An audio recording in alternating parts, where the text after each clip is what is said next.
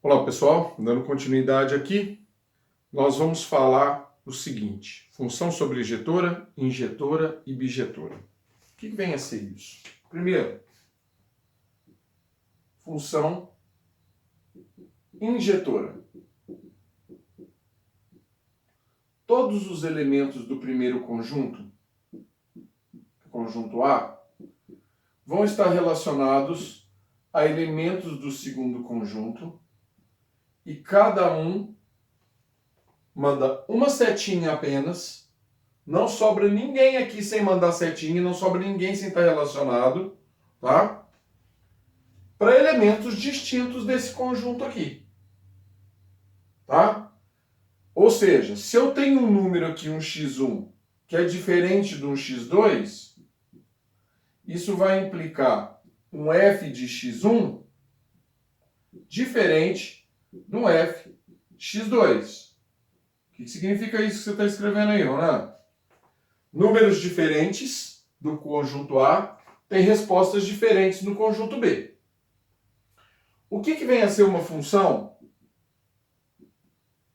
sobrejetora? Todos os elementos do segundo conjunto, do conjunto B, o que está recebendo a setinha na função sobrejetora, todos eles recebem cepo. Todos os elementos do segundo conjunto.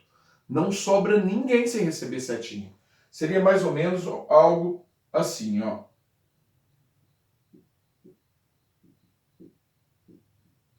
Aqui é o B, aqui é o A.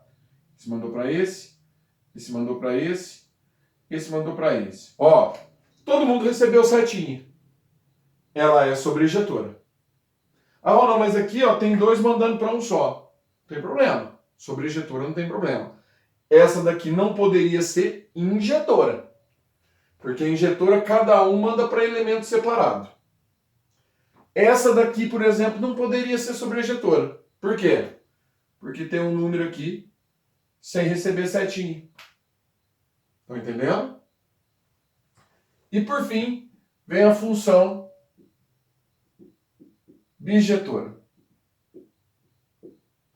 Função bijetora ela é as duas ao mesmo tempo. Todos os elementos do A mandam setinhas para elementos distintos de B e todos de B recebem.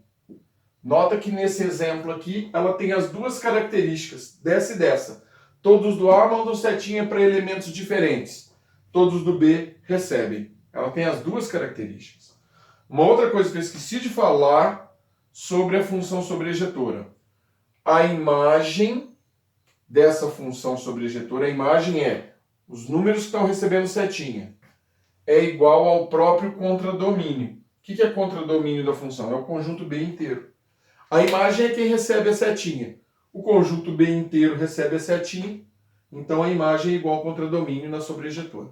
Aqui também, imagem é igual ao contradomínio, tá bom? Porque ela tem as características das duas, ao mesmo tempo. Então, a grosso modo, é isso que é função injetora, bijetora e sobrejetora, tá certo?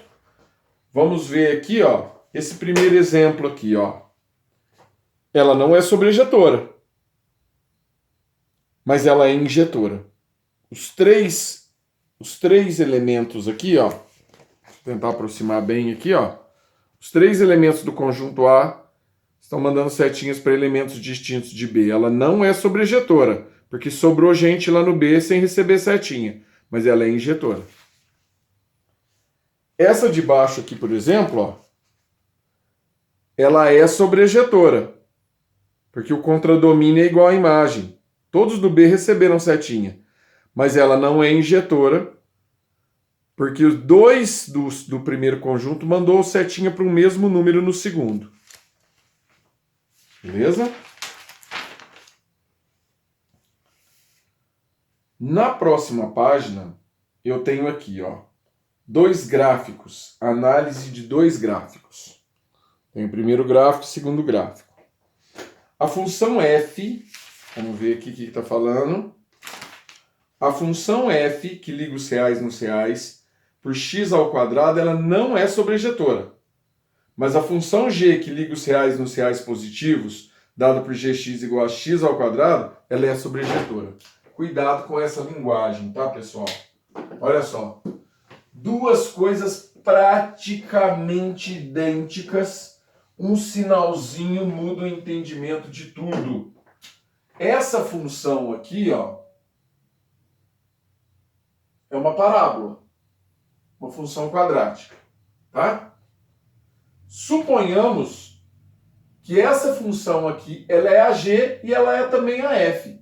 Ela é uma só, g e f. Só que na primeira, a função é f ligou os reais nos números reais.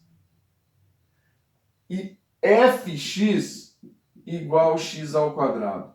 Essa função, ela não é sobrejetora. Por quê? Porque quem recebe a setinha no conjunto y são todos os números positivos. Olha o eixo y aqui, ó. Aqui, ó, todos os números negativos, zero e positivos, estão mandando as setinhas para números positivos. Só que aqui não é número positivo só. É positivo e negativo. Então tem uma série de números aqui para baixo que não receberam setinha. Presta atenção. Todas as ligações do gráfico são de números reais do eixo x com reais positivos do eixo y. Mas aqui é todos os reais. Tem um punhado de gente aqui embaixo que não recebeu setinha. Então essa daqui não é sobrejetora. Mas quando eu faço isso aqui com ela, ó, chamo ela de função g. Coloco que vai ligar os reais nos reais positivos. Reais com sinalzinho de mais. E coloco o nome dela de gx igual a x ao quadrado. Agora mudou de figura. Ela é sobrejetora. Por que ela é sobrejetora? Porque a minha imagem, meu contradomínio, é daqui para cima. É como se nessa função g não existisse daqui para baixo. Pronto. Todo mundo que recebeu setinha são os reais positivos. Ela passou a ser sobrejetora. O sinalzinho de mais aqui na letra R muda o entendimento de toda uma função. Ela deixa de não ser sobrejetora e passa a ser sobrejetora por conta desse sinalzinho de mais. Tá bom? Bom, aí eu tenho alguns exercícios. Exercício proposto. Nas aplicações seguintes, dizer quais são sobrejetoras. Lembra, palavrinha sobrejetora, todos os elementos do segundo conjunto têm que receber certinho, tá bom? Faça um teste aí e veja se elas são sobrejetoras, tá? Eu posso testar aqui a letra C. Então vamos lá. Exercício 7, letra C. Ela vai ficar assim, ó. Hx é igual x mais 1. O H tem 1, 2 e 3. Mandando setinha para 2, 3 e 4. Então esse aqui é o conjunto de partida, esse é o conjunto de chegada. Esse vai mandar setinha para esse. Vamos ver se ele é sobrejetor. Vou até construir diagrama para ele. Aqui eu tenho A, aqui eu tenho B. Vou chamar esse aqui de A, vou chamar esse aqui de B. Tá bom? 1, 2, 3. E aqui o 2, o 3 e o 4. Primeiro, a fórmula é x mais 1. 1 mais 1, 2. 2 mais 1, 3. 3 mais 1, 4. Pronto. Ela é sobrejetora. Por que ela é sobrejetora?